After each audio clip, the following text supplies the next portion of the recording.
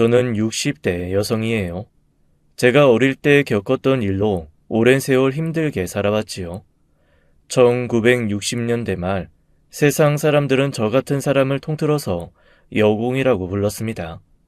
시골에 살던 우리의 많은 누나, 누이 동생, 딸들이 무작정 서울로 올라왔지요. 상급 학교에 진학을 하지 못한 남자들도 많이 무작정 상경했어요. 수출 입국을 내세우며 수출을 많이 한 회사의 수출 금탑 같은 대통령의 표창이 따라오곤 했습니다. 수출할 수 있는 것은 무엇이든 만들어서 외국에 팔던 시절이었어요. 자연히 공장이 사방에 서게 되고 여공이나 남자 노동자들을 기다리는 일자리는 수없이 많았답니다. 올라와서 바로 취직이 되고 기숙사 시설을 갖춘 공장도 많아서 먹고 자고 돈 벌고 하는 일이 가능했어요. 그렇게 번 돈을 우리 여자들은 시골집에 생활비로 붙였습니다. 그리고 주로 상급 학교에는 남자 형제들만 진학을 시켰기 때문에 그들의 학비까지도 어린 여공들이 되는 경우가 많았죠. 저도 역시 그런 여공 중에 한 사람이었답니다. 그런데 저는 사실 다른 여공들에 비해서는 어느 정도 여유가 있었답니다. 왜냐하면 생활비를 붙이거나 학비를 대야 할 식구들이 없었기 때문이지요. 저는 보육원에서 자라났습니다. 시골의 소도시에 있는 보육원이었는데 요즘은 좀 나이가 더 들어도 보육원에 있게 해주지만 당시는 베이비붐 시대였습니다. 한 반에 90명씩 들어가는 초등학교, 아니 국민학교 교실을 그래서 콩나무 교실이라고 부르게 된 것이랍니다. 저는 보육원의 도움으로 그런 콩나물 교실에서 초등학교만을 마치고 서울로 올라오게 되었지요. 공장의 일자리를 잡는 것은 어렵지 않은 일이었습니다. 신문 하단 광고에 보면 사원 구함이라는 글을 얼마든지 볼 수 있었답니다. 그런데 저는 누구나 들어가는 공장의 면접을 보러 가면서 많이 떨었답니다. 왜냐고요? 저는 사람들이 흔히 말하는 불구자입니다. 왼쪽 다리를 절고 왼쪽 얼굴도 다쳐서 보기 흉하지요. 그러나 두 손은 누구보다도 빠르고 섬세했습니다. 몇 번 회사에 들어가는데 실패하고 나서 한 공장에 입사하게 됐습니다. 그 공장에서 오래 일했어요. 여기저기 공장을 떠돌아다니는 사람도 많았지만 저는 그 공장에 20살이 넘도록 다니고 있었답니다. 미스정, 좀 쉬었다 가요.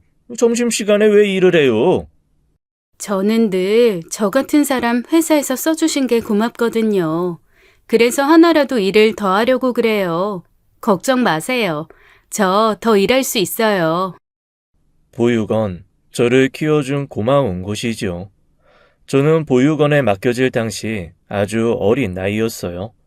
부모가 누구인지도 모르고 고향이 어디인지도 모르는 상황인데 거기다가 부상까지 입은 상태의 저를 어떤 고마운 사람이 그래도 보육원에 데려다 준 것이었죠. 보육원도 어려운 시절이었지만 부상을 심하게 입은 저를 병원에 데려갔고 의사들은 제가 얼마 살지 못할 것이라고들 했답니다. 그리고 제가 발견된 곳이 어느 벼랑 아래인 것으로 보아 거기서 추락했을 가능성이 많다는 것이었어요. 제가 10살이 넘어서 원장님께서 들려준 얘기는 대략 이랬습니다. 이 아이, 이 상태로는 몇 개월 넘기기 어려워요. 왼쪽 뇌를 다쳤을 가능성도 커요. 왼쪽 몸 전체가, 즉 신체 절반이 거의 다 망가졌다고 보시면 됩니다. 가엾어 죽겠습니다, 선생님. 살게만 해주신다면 저희 보육원에서 정성껏 키워보겠습니다. 병원에 있어 보았자 해줄 일도 없었고 더 이상 병원비를 대기 어려워 보육원 원장님이 저를 그냥 보육원으로 안고 오셨답니다. 몇 개월이 지나가도 저는 죽지 않았고 멀쩡히 살아 보육원에서 보내주는 학교에도 가게 되었어요. 모두 기적이라고들 했다지요.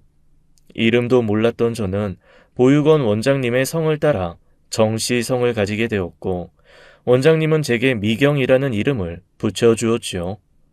그렇게 보육원 원장님의 호적에 올라갔습니다. 공장 생활은 본 작업 시간 말고도 잔업에, 철야에 쉽지 않은 생활이었어요. 제 겉모습만 보고 피하거나 놀리는 사람도 많았죠. 그래도 저는 꿋꿋이 씩씩하게 일을 했어요. 이런 몸이지만 살아있다는 것이 고마웠지요. 놀리는 사람이 있는 반면 배려해주는 사람도 있었어요. 저보다 먼저 입사해서 제가 속해 있던 2반을 감독하는 선임자인 반장이 그랬죠. 철야 작업을 할 때면 아주 가끔 그때만 해도 정말 생각만 해도 먹고 싶은 삼립 크림빵을 나눠주곤 했답니다. 미스정, 이리 와봐요. 이거 받아요. 반장이 크림빵을 하나 더 숨겨 가지고 있다가 제 손에 쥐어주는 것이었어요. 사실 제 겉모습만을 보고 놀리던 사람들도 제가 누구보다 성실하게 일을 하고 겸손하게 처신한다는 것을 잘 알고 있었죠. 저의 성품을 알게 된 후로는 저를 놀리는 일을 하지 않게 되었어요. 그런데 반장인 승수 씨가 어느 날 제게 좀 뜬금없는 제안을 했어요. 저 미스정, 우리 다음 달에 쉬는 날 말이에요. 근처 호수 있는 시골에 버스 타고 놀러 가지 않을래요? 호수가 하도 좋다고 해서 가고 싶은데 혼자 가긴 정말 싫어서 말이죠. 저는 이 제안을 받고 어리둥절했지요. 같이 갈 사람이야 공장 안에 쌓이고 쌓였는데 왜 하필 저처럼 데리고 다니면 구경거리나 놀림감이 되는 사람을 데리고 가고 싶다고 하는지 이해할 수가 없었답니다. 처음 제안을 저는 거절했어요. 많이 부담스러웠지요. 나를 놀리려고 일부러 그러나 싶은 생각까지 들었어요. 그러나 말하는 것을 보면 알잖아요. 상대가 정말 진심으로 말하는 것인지 건성으로 지나가는 말을 하는 것인지 말이에요. 승수 씨는 적어도 진심을 말하는 것 같았어요. 몇 번 더 제안을 받았고 저는 결국 승수 씨를 따라 나섰답니다. 서울에서 버스를 타고 2시간을 넘게 가야 하는 곳의 호숫가는 많은 사람들이 모이는 유원지이자 데이트 코스였어요. 거기서 승수 씨와 저는 솜사탕을 사 먹으면서 어린아이처럼 깔깔거리며 신나게 놀았답니다. 이 일을 계기로 승수 씨와 저는 무척 가까워졌죠.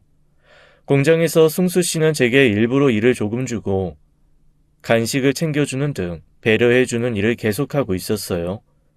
불구자라 더 생각해주나 보다 생각했지요. 그런데 어느 날 승수 씨가 저를 기절시킬 정도로 놀라운 제안을 또 한 가지 했답니다. 저 미스정, 아니 미경씨, 미경씨만 괜찮다면 정식으로 사귀어보고 싶은데 사귀어보다가 마음이 맞으면 결혼해주면 더 좋고요. 반장님, 제정신이세요? 저 놀리시려고 작정하신 거예요? 제가 어떻게 반장님하고 결혼을 해요? 전 결혼 같은 건 애초에 포기한 사람이에요. 제 모습을 보면 모르시겠어요? 사람은 겉을 볼 게 아니라 속을 보아야 하는 거예요. 나도 인물로 따지자면 못생긴 사람에 속하잖아요. 체격도 왜소하고 말이죠. 그렇지만 사람을 대할 때 정말 진심으로 대해왔어요. 미경 씨에게는 특히 특별하게 대해왔어요. 놀리다니요. 미경 씨 같이 착한 성품을 가진 사람은 보지 못했고 미경 씨 말대로 겉모습이 남과 조금 다르긴 하지만 왠지 모를 기품까지 있는 사람이라는 거 본인은 모르겠어요?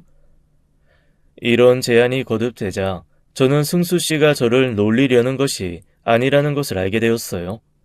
그 사람의 진심에 제 마음은 점차 움직였답니다. 오랫동안 승수 씨를 피해도 결국 단념하지 않더군요. 저는 결국 승수 씨의 정성에 굴복하고 말았지요. 웨딩 드레스도 입지 못하고 공장의 마당에서 조촐하게 치러진 결혼식이었어요. 공장장님이 주례를 서셨고 우리는 그렇게 부부가 되었답니다. 가난하지만 행복한 생활, 그렇게 세월이 흘렀죠. 그런데 그런 행복한 생활 중에 걱정거리가 하나 생겼어요.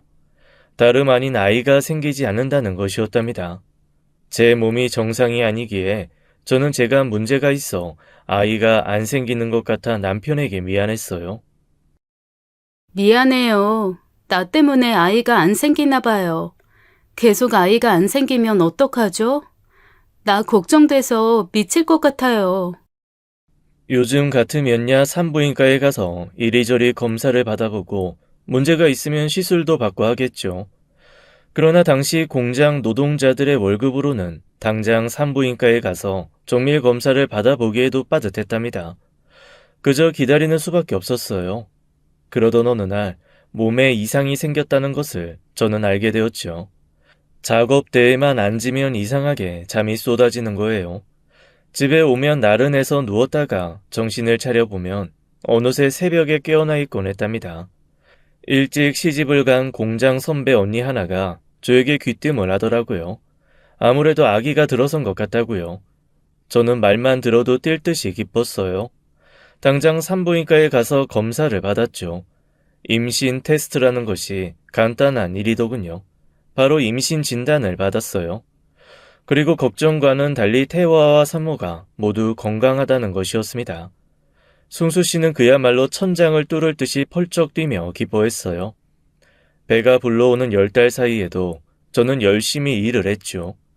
그리고 무사히 건강한 아들을 낳았답니다. 아이가 태어나던 날 우리 부부는 아이를 안고 눈물을 흘렸죠. 우리 인생의 최대의 보물이 생긴 것이었어요. 아이를 낳으면서 저는 임시로 공장 일을 그만둘 수밖에 없었죠. 아이를 키워야 했으니까요. 아이는 감기 한 번 앓지 않고 건강하게 잘 자라주었고 초등학교에 입학하게 되었어요. 그러던 어느 날 아이가 눈물이 흥건한 얼굴로 집에 들어서더군요. 집이래야 남의 집 문간방의 새들은 방 한 칸이었지만요. 엄마, 나 학교 가기 싫어. 애들이 엄마 불구라고 놀린단 말이야. 엄마 불구자 맞잖아. 아빠도 맨날 허름한 옷이나 입고 공장 다닌다고 부잣집 애들이 놀려. 나 학교 안 갈 거야. 저는 아이의 이야기를 듣고 같이 울고 말았어요. 저라고 해서 왜 제 몸의 결함에 대해 콤플렉스가 없겠어요. 그러나 그런 마음을 다잡고 또 다 잡으면서 남편의 말대로 겉모습이 아니라 품성과 인격이 중요하다는 생각으로 세상을 살아봤답니다. 그러나 어쨌든 제 모습은 불구자였고 아이가 그것 때문에 놀림을 받고 있다는 사실은 새삼 제가 어떤 사람인지를 알게 했던 것이었어요. 그리고 그동안 누르고 눌러왔던 눈물이 터져버렸죠. 아이를 안고 한동안 울었어요. 아이를 달래주려고 많이 애를 썼어요. 남편과도 의논을 했죠. 그런데 남편은 정말로 제가 생각지도 않게 생전 처음으로 매를 들었답니다. 종아리 걷어. 엄마가 불구자라고 아이들이 놀렸다고? 그걸 못 참아서 엄마한테 불구자가 맞다고 이야기를 해? 너희 아빠한테 혼 좀 나야겠다. 그리고 그날 남편이 잠든 아이의 종아리를 안쓰럽게 어루만지는 것을 보고 저는 또 울 수밖에 없었어요. 아이는 그런 환경에서도 총명하게 성장했어요. 좋은 대학교에 갔지요.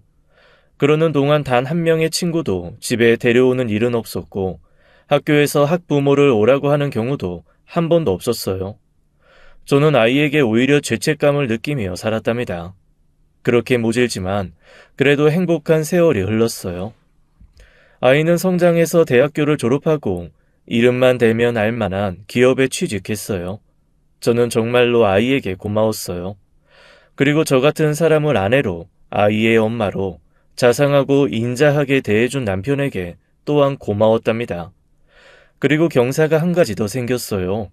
아들이 회사에 취직하고 나서 몇 년이 지난 뒤 같은 회사에 다니는 아가씨와 결혼 이야기가 나온 것이었죠. 그 들어가기 어렵다는 회사 아가씨는 서울의 명문 여대를 나온 재원이었어요. 엄마, 아빠, 결혼 저희가 다 그냥 알아서 할게요. 모든 거 다 생략하고 결혼식 간단하게 하기로 했어요. 그리고 상견례에는 어머니 대신 아버지끼리 만나는 곳으로 정했고요. 아버지끼리 만나서 인사 한번 하시고 결혼 준비는 엄마가 해주면 되잖아요. 그렇게 해주세요. 그렇지만 집에 데리고 와서 인사는 한번 시킬게요. 상견례랑 결혼식에는 죄송하지만 엄마가 사정이 있어서 불참하는 걸로 해주세요. 엄마, 정말 죄송해요. 아들은 울면서까지 제게 이렇게 사정하고 있었어요. 아들이 저를 부끄러워하고 있다는 것을 모르는 바 아니었지만 그래도 그렇지 어떻게 아들의 상견례에도 결혼식에도 오질 말라니요. 저는 정말 섭섭하고 서러웠어요. 그렇지만 아들이 그렇게 눈물까지 흘리며 고집하는 바람에 저는 아들이 바라는 대로 해주고 말았습니다. 남편은 처음에는 혼자서는 상견례도 결혼식에도 가지 않겠다고 했지만 제가 계속 설득했어요. 결국 상견례에서 바깥 사돈 되실 분만 만나 뵈었고 결혼식에도 남편 혼자 갔지요. 어머니가 앉을 자리에는 남동생의 여동생, 즉 고모가 가서 앉았답니다. 사돈 댁에는 제가 몸이 아주 많이 아파서 여러 달 고생하고 있다고 말했다네요. 결혼 준비를 하면서 남편과 저는 이것저것 계산을 했어요. 아이가 어릴 때에도 저는 집에서 여자가 할 수 있는 부업을 찾아서 쉬지 않고 일했어요. 남편도 열심히 한 덕에 공장에서 승진을 거듭했고요. 그래서 아이를 결혼시킬 무렵에는 아들 부부에게 크지는 않아도 작은 방이 3칸 딸린 아담한 집을 마련해 줄 수 있었답니다. 그러고도 우리 두 늙은이가 살 수 있는 전셋집 정도 마련할 돈이 남았죠.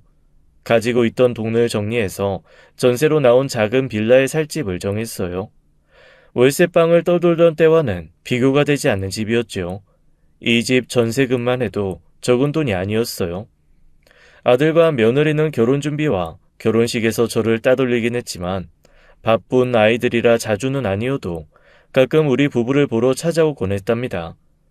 올 때마다 손에 과일 바구니라든지 국거리 고기 같은 것을 한 알음 안고 들어오기도 했어요.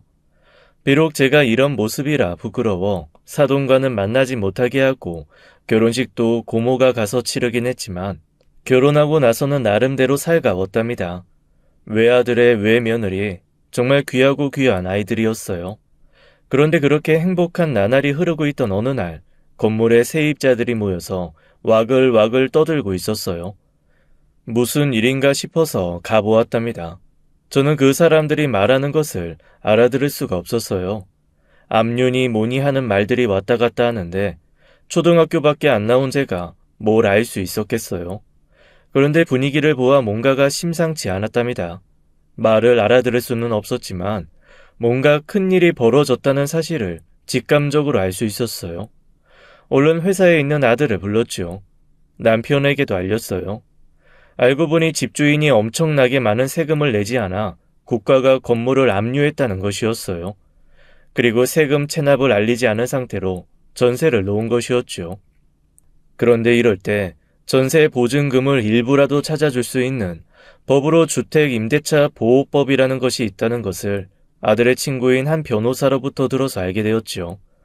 이 법은 비록 주인이 세금 체납 등 다른 채무가 있어도 전세 보증금을 가장 먼저 빼주어야 한다는 희망적인 내용을 담은 법이었어요. 그런데 우리는 곧 실망하고 말았답니다. 주택 임대차 보호법에서 보호하는 전세 보증금의 액수는 지역마다 다 달랐어요. 서울에서는 건물주에게 다른 빚이 있어도 가장 우선적으로 받을 수 있는 보증금이 1억 5천만 원이라고 아들이 알아왔어요. 1억 5천만 원을 다 준다는 것도 아니고 보증금이 1억 5천만 원 이하일 때 5천만 원까지만 보호해준다는 것이었죠. 그런데 건물 안 집의 전세금은 모두 2억 2천만 원이었답니다. 1억 5천만 원을 초과하면 아예 보호의 대상 자체가 안 된다는 것이었어요. 법망을 교묘히 빠져나간 것이었죠. 저는 이 말을 들었을 때 다리에 힘이 풀려 주저앉고 말았어요. 우리 두 사람 노후에 몸이라도 눕힐 수 있는 집을 마련하려고 뼈 빠지게 일해서 모은 돈이었어요. 그런데 이 돈을 몽땅 사기를 당한 것이었죠. 국가에 압류가 되어 있기 때문에 국가가 경매를 진행할 수 있다고 하는데 우리는 보호 대상 자체가 되지 않기 때문에 경매로 낙찰을 받은 사람에게 돈 한 푼 건지지 못하고 집을 내주어야 하는 처지가 되고 말았어요. 그렇게 우리 전셋집은 경매로 넘어가 버렸답니다. 남편과 의논해서 아들의 집으로 들어가야 한다는 결론을 내렸어요. 그리고 아들에게 전화를 했죠. 이 엄마 아빠가 살던 집이 이렇게 사기로 다 넘어가 버렸다. 아무래도 너희 집 방 한 칸에 기거해야 할 것 같구나. 불편하겠지만 좀 참아주려무나. 이 나이에 길거리에 애 낳아줄 수도 없는 일 아니겠니? 엄마, 저 지금 좀 바쁜 업무가 있어서요. 조금 이따 전화드릴게요. 하지만 조금 이따 전화한다는 아들은 그날 끝끝내 전화를 하지 않더군요. 아들의 집 앞에서도 기다려보았어요. 낙찰 받을 사람이 들어올 때까지는 아직 한 달 이상 남아 있었기 때문에 아들의 집으로 이사할 시간은 충분했죠. 아이들이 너무 바쁘다니까 집 앞에서 우리 내외가 기다렸어요. 그렇게 아들 내외를 만날 수 있었죠. 하지만 아들 내외는 회사 일을 집으로 가지고 왔다고 우리 내외를 그냥 돌아가게 하더군요. 그리고 날짜가 닥쳐 마지막으로 아들 집으로 가보았을 때 우리가 마련해 준 집을 처분했다는 것을 알게 되었어요. 그 한 달 사이에 집을 처분해서 다른 곳으로 이사를 가버린 것이었죠. 우리는 그제야 아들 내외가 우리를 피하고 있다는 것을 깨달았답니다. 처음에 이제 어디로 가야 하나 걱정이 몰려왔고 나중엔 아들 내외에 대한 분노가 치밀었습니다. 부모가 이런 일을 당했을 때 당연히 아들 집에 머물게 해야 하는 것 아닌가요? 그런데 이리저리 피하다가 결국엔 집까지 빼서 이사를 했다니요. 이건 자기 부모가 길바닥에 나 앉든지 말든지 상관 안 하겠다는 선포 아니겠어요? 우리는 결국 아들에 대한 기대를 버리고 말았어요. 그리고 남은 돈을 이리 모으고 저리 모으고 또 약간의 빚도 지고 해서 아주 적은 액수의 돈을 마련할 수 있었답니다. 이 돈으로는 서울에서 고시원이라고 하는 쪽방조차 마련하기 어려웠어요. 어쨌든 서울을 떠야 했지요. 우리 할 수 없이 서울 뜹시다, 여보. 내가 하필 지금 일자리를 잃어서 아무래도 서울은 힘들 것 같아. 아이, 혹시 또 알아? 시골에 가면 일할 수 있는 데가 있을지 말이야. 그래요. 우리 지방으로 내려가요. 어디 알아본 곳이라도 있어요? 나는 당신이 조금이라도 편안해하는 곳을 택하고 싶어. 당신이 자란 보육원 있는 곳 말이야. 고향 같은 곳 아닌가? 우리 그쪽으로 가는 게 어때? 지방 소도시라면서. 그러니 쪽방이라도 훨씬 쌀 테고 말이야. 오랫동안 일했던 공장에서 얼마 전에 남편이 일을 그만두었어요. 이제 나이도 있고 하다 보니 자꾸만 실수가 잦아져서 물러나게 된 거였죠. 전세의 사기를 당하기 전까지만 해도 그동안 쉬지 않고 일했으니 한숨 돌리며 잠시 쉬어가자고 했던 터였어요. 하지만 이제는 한숨 돌릴 틈은커녕 우리 두 사람 몸 누일 곳을 하루빨리 찾아야 했어요. 그리고 일도 다시 찾아봐야 했고요. 결국 남편이 생각한 곳은 제 고향이었습니다. 보육원에서 제가 초등학교까지 다녔으니 저에게는 고향 같은 곳이었어요. 멀쩡하게 눈뜨고 코를 베인 서울보다는 당연히 따뜻하게 느껴지는 곳이었죠. 남편 말대로 그곳에 가면 훨씬 더 싼 값으로 쪽방이라도 구할 수 있었어요. 우리는 그렇게 하기로 결정을 했답니다.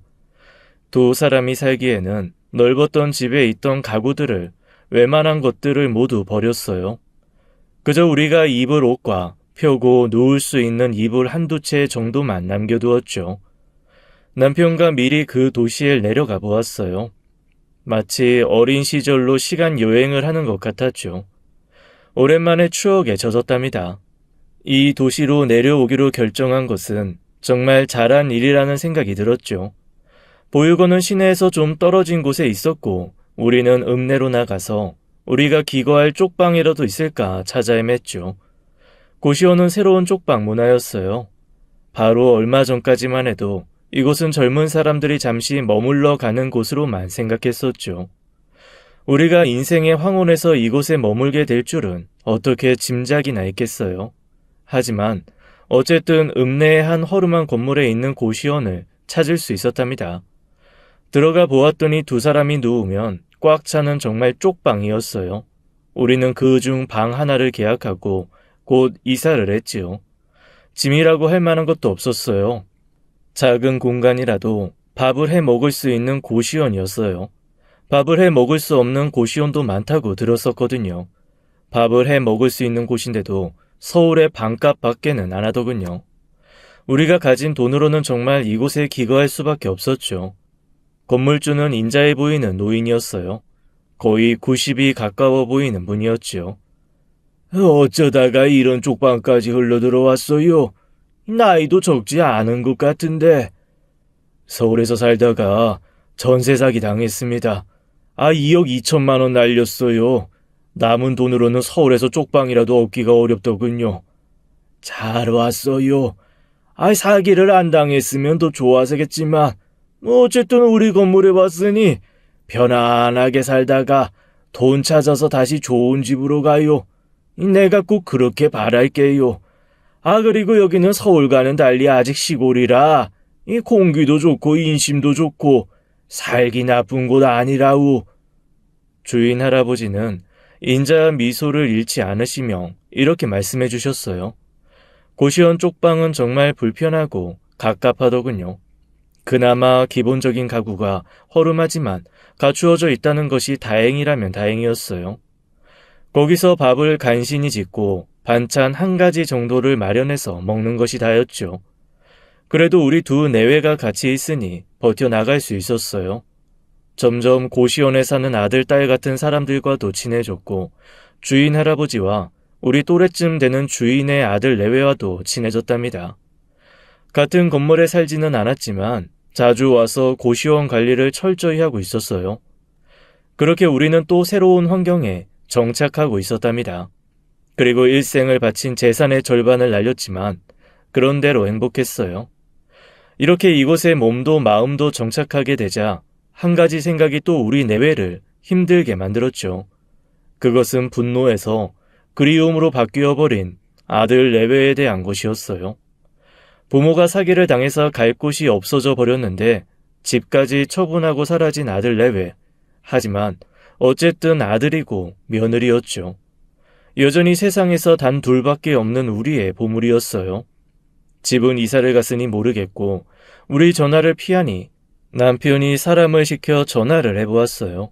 아들은 여전히 그 회사에 다니고 있더군요. 하긴 그렇게 쉽게 떠날 수 있는 회사는 아니었죠. 며느리도 여전히 그 회사에 다니고 있는 것 같더군요. 아가, 나다.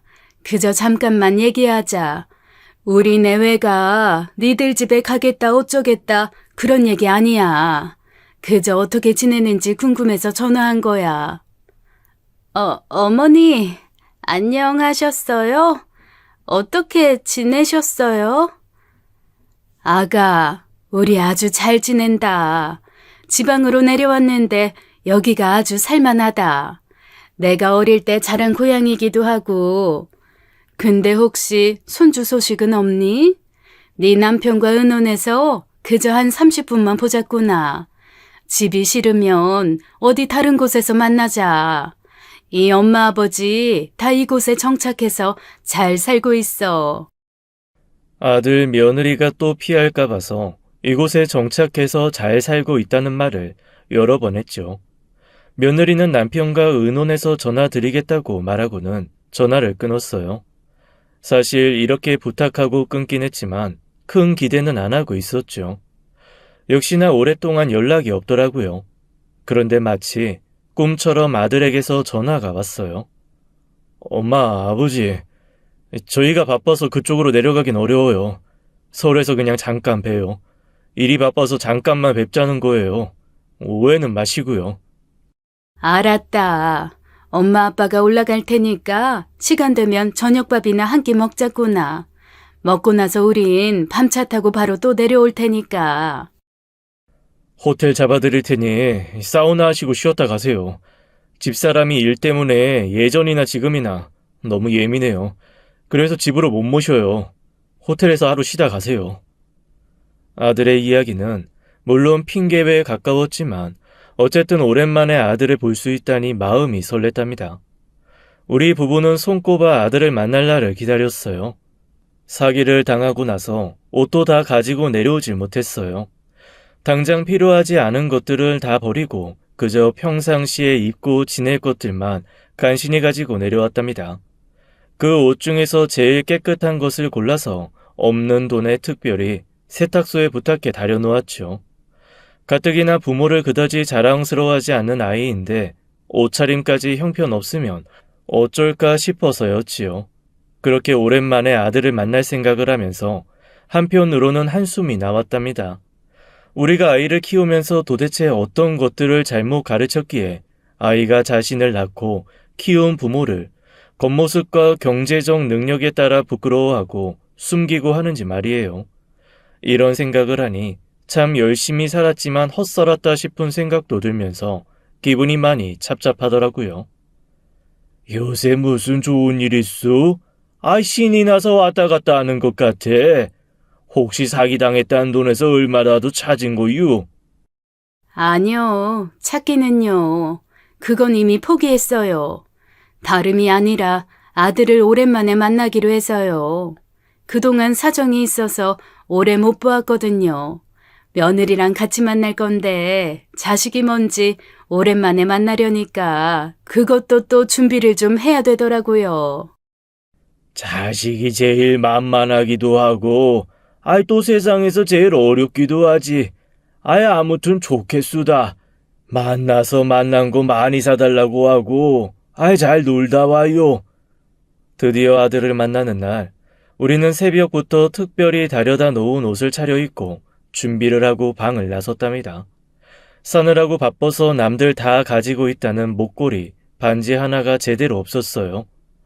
그저 어떻게 가지게 된 것인지도 몰라도 어릴 때부터 가지고 있었던 옥으로 된 거북이가 붙어 있는 목걸이 뿐이었죠. 보육원 원장님께서 잘 간직하라고 하신 물건이었어요. 같은 옥이라도 아주 질이 좋고 비싼 옥이라고 하시면서 부모님을 찾는 단서가 될 수 있다고 하셨었죠. 저는 그런 기대는 아예 없었지만 어쨌든 제가 기억나지 않은 시절부터의 물건이니만큼 소중하게 간직했었죠. 그 목걸이를 꺼내 목에 걸었답니다. 남편도 남루하지만 양복을 깨끗하게 다려입고 집을 나섰어요. 이제들 나가는 거유. 아들 보러 간다더니만 아주 얼굴들이 빛이 나네. 잘들 놀러와요. 네, 그럼 다녀오겠습니다. 인사를 드리고 뒤로 돌아서려는데 건물주 할아버지가 저를 다급하게 불러 세웠어요. 잠깐만요. 서울댁 나 좀 봅시다. 너무나 날카롭고 놀라는 투의 말이라서 할아버지의 목소리가 아니라 젊은이 목소리처럼 카랑카랑하게 들렸죠. 저는 제가 뭘 잘못했나 싶어서 순간적으로 생각을 가다듬어 보았어요. 문을 안 잠궜나? 아니면 문단속을 제대로 못했나? 순간적으로 생각이 스쳐 지나가는데 건물주 할아버지가 그 카랑카랑한 목소리로 말씀을 계속하는 것이었어요. 서울댁, 그 목걸이 좀 봅시다.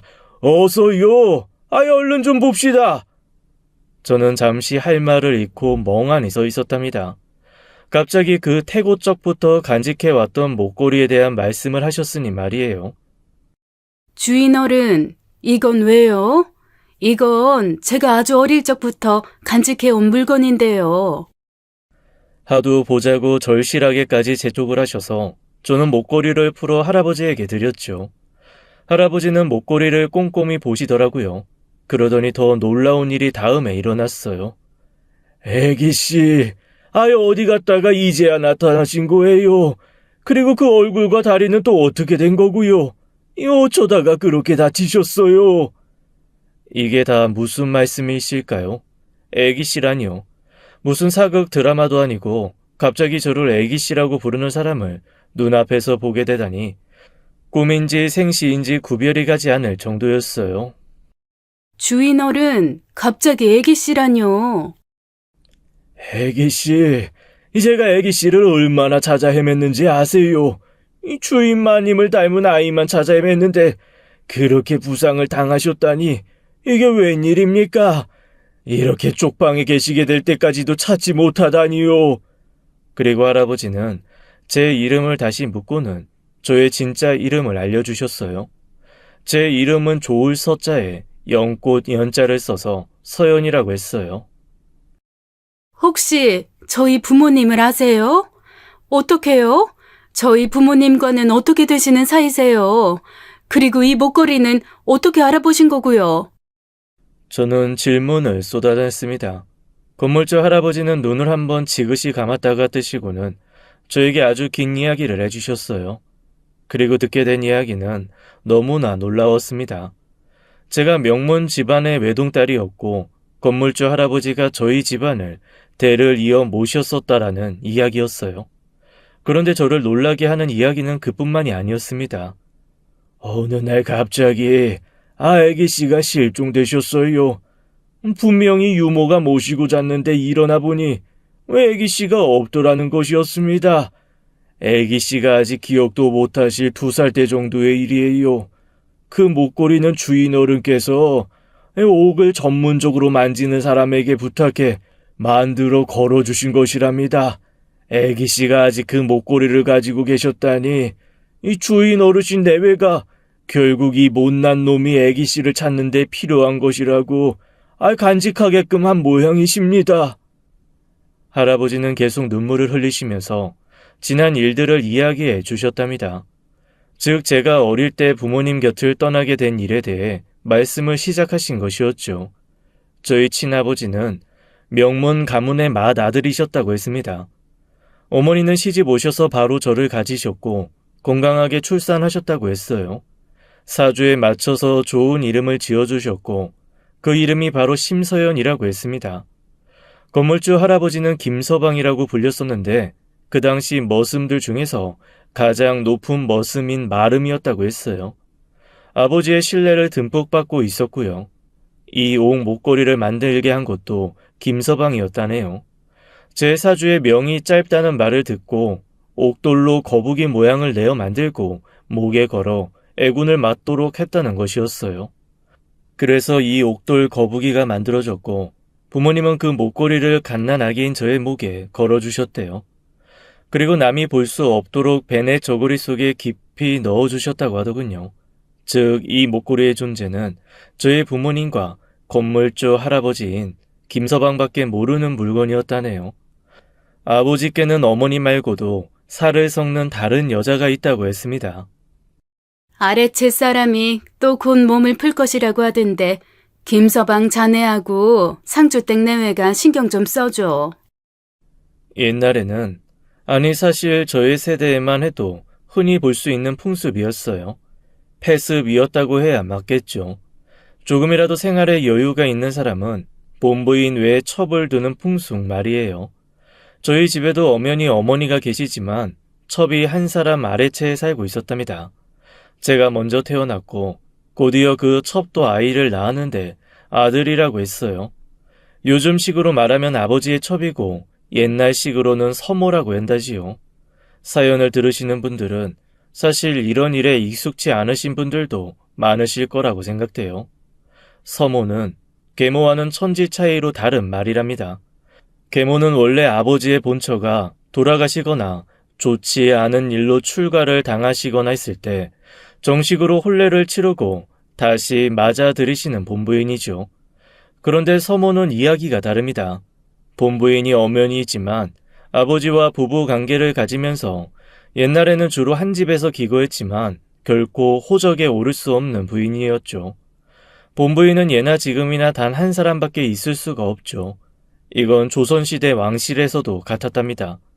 장희빈 잘 아시죠? 빈이라는 높은 지위에 올랐지만 이 사람은 절대로 왕의 본부인이 아니었어요.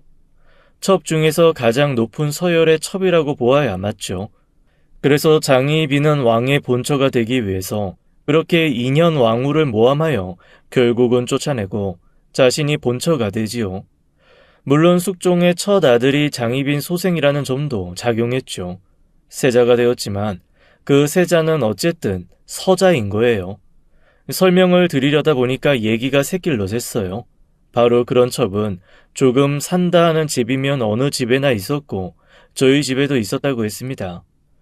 그 서모가 제가 태어나고 나서 얼마 안 있다가 아들을 낳은 것이었답니다.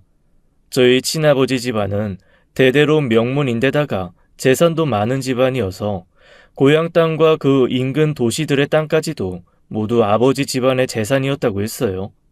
즉 대단한 땅 부잣집이었다고 합니다. 어머니는 서모에게 인자하셨다고 했어요. 특히 아이를 낳자 아이와 산모의 건강에 대해서 신경 쓰셨고 다른 머슴이 아닌 마른 김서방과 그 아내에게 직접 맡기신 것이었답니다. 그런데 저의 친아버지는 성격이 인자롭고 자상하시면서도 단호하고 결단력이 강한 분이라고 했어요.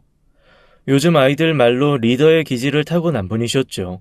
서모는 자신은 아들을 낳고 본부인인 저희 어머니가 딸인 저를 낳자 그 사실에 고무된 것 같았다고 건물주 할아버지가 과거를 회상했습니다. 그러면서 은근슬쩍 본부인의 자리를 넘보려고도 했고 아직 갓난 아기인 본부인의 자식인 저를 경계하기도 했다고 했어요. 그 모든 것을 아버지는 사실 알고 계셨다고 했습니다. 아무리 딸이지만 본처의 자식이므로 아버지는 상속에 대해서 못을 박아 두셨다고 했어요. 본부인과 첩의 지위에 맞게 상속을 하시겠다고요. 자신이 낳은 아들이 첫 아들이 아니냐며 아버지에게 아양도 떨고 애교도 부리고 아무튼 김서방이 보기에도 장희빈이나 하는 행동을 슬슬 시작했다고 하더군요. 하지만 저의 친아버지는 선을 분명히 그으셨다고 했어요. 아무것도 주지 않겠다는 것도 아닌데 저의 서모는 더 큰 욕심을 냈던 것이었죠. 첩의 자식이라고? 이 집 처다들은 누가 뭐래도 내 아들이야. 그런데 아무리 본처의 자식이지만 딸보다 상속을 덜 받는다니 이건 있을 수 없는 일이지. 물론 서모는 호적에 못 올라가죠. 그러나 서모로부터 얻은 서자나 서녀는 호적에 올리는 경우도 많다고 했어요. 그렇지만 또 어떤 사람은 자식도 호적에 올려주지 않는 경우가 적지 않았다고 하더군요. 그렇지만 아버지는 첩의 아이지만 서모가 낳은 아이를 호적에 올리셨답니다. 그러고 나니 서모는 더욱 욕심이 났던 것 같았어요. 본격적으로 저와 제 친어머니를 경계하고 심지어는 모함하는 행동까지 했다고 하더군요. 그러던 어느 날 하룻밤새 제가 없어진 거였어요. 어머니는 당장 식음을 전폐하고 누우셨고 아버지는 사람을 풀 수 있는 대로 풀어 저를 찾으려고 노력하셨다는 것이었어요. 아버지는 처음에는 저를 곧 찾을 수 있을 것이라고 낙관하셨다고 했어요. 그러나 날짜가 길어질수록 절망하고 계셨죠. 어머니는 아예 누워서 일어나지 못하셨고 저를 제대로 돌보지 못한 유모가 쫓겨났다고 했습니다. 그래서 누워서 일어나지 못하셨던 어머니는 결국 저를 잃어버린 지 약 7년 후에 세상을 뜨셨다는 것이었어요. 아버지는 그래도 저를 찾는 일을 포기하지 않으셨답니다. 간밤에 유모방에서 누군가 아이를 안고 나오는 것을 내가 본 것 같은데 어두워서 그림자만 보이니 누군지 알 수가 있나? 나는 주인 마님이실 수도 있겠다 싶었지. 이 이야기가 아버지에게 전해졌답니다. 아버지는 결국 첩을 의심하기 시작하셨대요. 그러나 증거가 없었죠. 누군가 저를 안고 나왔다는 것을 보았다는 것도 잠결에 화장실에 가려다가 본 것이라 확실치가 않았고 그림자만 보였다고 하니 누구인지 알 수도 없었겠지요. 아버지는 첩과 그 아들을 일단 집에서 내보내시면서 많지 않지만 재산을 조금 떼어주셨다더군요. 첩은 집을 나가면서 죽어라고 저항을 하더랍니다. 자신이 저를 데리고 나간 증거라도 있느냐고 소리소리 지르면서 말이에요. 저를 찾는 일이 계속 늦어지게 되자 아버지도 건강에 타격을 받으실 정도로 낙심하셨다고 했어요. 식사도 제때 하지 않으셨고 잠도 제대로 주무시지 못한 채로 제 이름만 부르셨다고 하더라고요.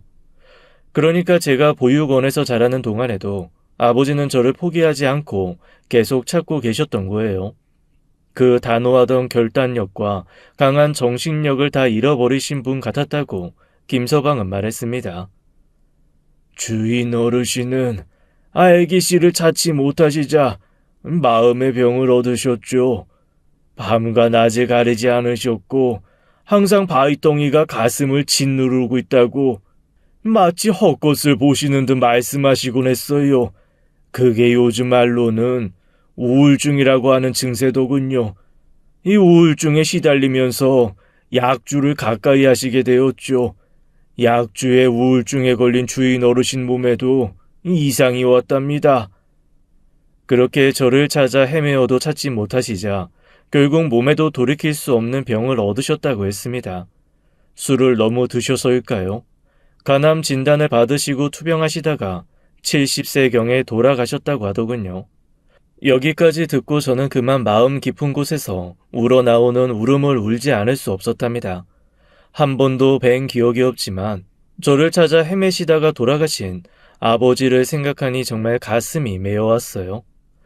옆에서 듣고 있던 남편도 어느새 눈물을 흘리고 있었죠. 아버지는 결국 돌아가시면서 키워보지도 못한 딸에 대한 애절함 때문에 마름이었던 김서방에게 모든 재산을 맡기셨다고 했어요. 딸을 찾아서 정당하게 상속을 받게 해달라고 유언을 남기신 것이었죠. 죽었는지 살았는지라도 확인해달라는 말까지 돌아가시면서 덧붙이셨다고 하더군요. 김서방은 바로 아버지의 그 유언을 실현시켜 드리기 위해서 평생을 노력한 사람이었어요. 김서방은 재산을 자신의 이름으로 모두 상속받게 되자 우선 친척들이 반발할 것을 염려하여 자신이 재산을 받은 것을 철저히 비밀로 했다고 했어요. 그래도 어떻게 알아냈는지 친척 중 몇 사람이 김서방을 상대로 소송을 하기도 했답니다. 그리고 누구보다도 펄펄 뛴 것은 나가서 살게 된 첩이었다고 했습니다. 나하고 내 아들에게 돌아올 재산들이었어. 그런데 그게 다 하루아침에 사라졌다고? 이걸 믿으라는 거야? 누군가 훔쳐갔거나 영감이 어떻게 했겠지. 내가 못 찾아내나 한번 두고 보자고. 결국은 찾아내서 이 집안의 장남인 우리 아들에게 다 주고 말 거니까. 실제로 첩도 소송을 한번 걸었다고 하더군요. 그러나 소송도 펄펄 뛰는 것도 소용없는 일이었죠. 재산 상속을 정하는 1순위가 유언에 따르는 것이었으니까요. 어떻게든 저를 찾아 재산을 돌려주어야 했던 김서방은 많은 증여세를 물면서까지 자신이 믿을 만한 사람에게 비밀리에 증여를 했대요. 그 사람까지는 찾아낼 수 없었던가 봐요. 그렇게 김서방은 그 재산의 주인인 저를 찾는 일을 포기하지 않았다는 것이었어요.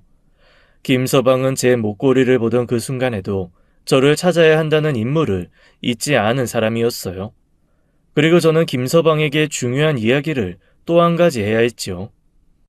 벼랑 아래에서 내가 발견됐대요. 사람들이 추측하기로는 벼랑에서 추락한 것 같다고 했대요. 갓난아기가 알아서 걸어가다가 벼랑에서 떨어졌을 리는 없고 누군가가 벼랑에서 떨어뜨렸을 가능성이 높다고들 했어요. 그래서 모두들 곧 죽을 거라고 했답니다. 그런데 몇 달 지나고 몇 년이 지나도 죽지 않더라는 거예요. 부모님이 만들어주신 거북이 목걸이가 정말 효험이 있었던 걸까요? 김서방은 다음 날 날이 밝자마자 경찰서를 찾았어요. 제가 없어진 사건은 당시 경찰서에서 유명한 사건이었으며 지금도 여전히 잊혀지지 않는 사건으로 남아있다고 했습니다. 저는 경찰서에 가서 제가 다치지 않았다면 어떤 얼굴이었을지를 추측하여 그리는 몽타주 실험에도 참가하게 되었답니다. 퇴임한 경찰서장이고 아버지의 은혜를 많이 입은 사람의 주선으로 그 일은 빨리 이루어졌어요. 약속된 몽타주를 보고 김서방은 또 한 번 눈물을 흘렸습니다. 저를 잃고 일찍 돌아가신 제 어머니와 너무나도 꼭 닮은 그림이 그려져 있기 때문이라고 했어요. 그리고 그 퇴임한 경찰은 이런 일을 벌일 수 있는 사람은 단 한 사람밖에 없다고 결론 지었지요. 퇴임한 경찰서장의 신고 형식을 밟았죠. 경찰서장의 신고로 첩의 소재를 현 경찰이 파악하게 되었어요. 아들과 함께 살고 있었고 역시 연로해 보였죠. 이분이 바로 이 주인 어른 내외가 그렇게 찾으시던 애기씨입니다. 벼랑에서 떨어져 있는 아기를 이 어떤 사람이 보육원에 데려다 주었다고 했어요. 첩의 얼굴이 새파랗게 질리는 것을 모두 볼 수 있었어요. 형 경찰이 첩을 추궁하기 시작했습니다. 우리는 이제 나머지 일을 경찰에게 맡기고 모두 고시원으로 돌아왔어요.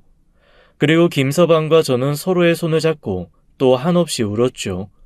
김서방이 이끄는 대로 산소에 가서 부모님께 인사를 드리고 오랜만에 호젓한 나날이 지나고 있었어요. 김서방이 저와 남편에게 어딘가 갈 곳이 있다고 하더군요.